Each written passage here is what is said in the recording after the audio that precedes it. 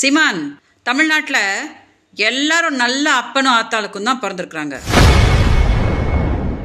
நாம் தமிழர் கட்சி ஒருங்கிணைப்பாளர் சீமான் பிறப்பை நடிகை விஜயலட்சுமி கடுமையாக தாக்கி பேசியுள்ளது அதிர்ச்சியை ஏற்படுத்தியுள்ளது.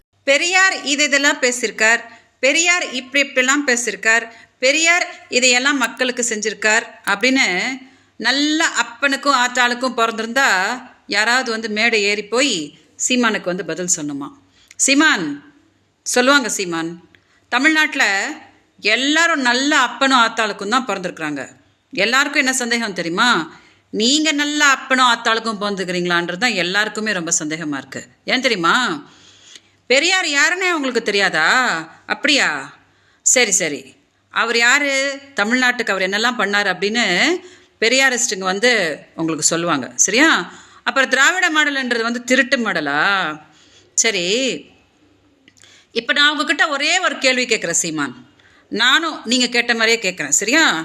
நீங்களும் நல்ல அப்பனும் ஆத்தாளுக்கும் பிறந்திருந்தீங்கன்னா இப்போ பிரச்சாரம் பண்ணிட்டு இருக்கீங்களே ஈரோட்லேருந்து அந்த மைக்கை பிடிச்சிக்கிட்டு, அந்த மைக்லேயே எனக்கு கொஞ்சம் பதில் சொல்லுங்கள் சீமான்.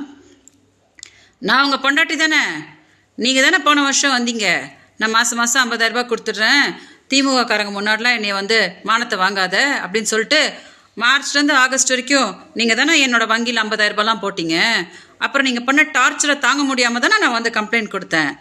கம்ப்ளைண்ட் கொடுக்க வந்தால் ஆமாம் அவள் என் பொண்டாட்டி தான், நான் பண்ண டார்ச்சர் தாங்க முடியாமல் தான் வந்து கம்ப்ளைண்ட் கொடுத்தா அப்படின்னு சொல்லாமல் உங்கள் பொண்டாட்டியான என்னையவே இப்போ திமுக கூட கோர்த்து விட்டு மேடையாக போய் வந்து திமுகக்காரன் வந்து அவளை கூட்டிகிட்டு வந்திருக்கான் அப்படின்னு ஒரு கேவலை பிடிச்ச ஒரு வேலையை பண்ணிங்களே.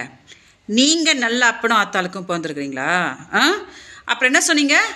கண்டிப்பாக நான் ஒரு நாள் ஜெயிப்பேன், அப்போ உங்களெல்லாம் உண்டில்லைன்னு ஆக்குவேனா? அப்படியா சீமான்? கிடையவே கிடையாது.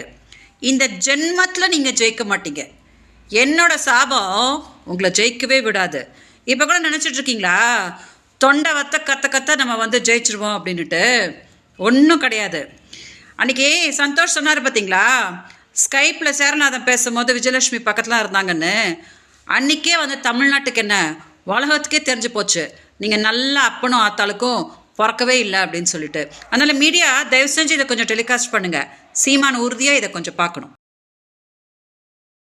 செய்திகளை உள்ளது உள்ளபடி தெரிந்து கொள்ள ரெஃப்ளெக்ட் நியூஸை சப்ஸ்கிரைப் பண்ணுங்க.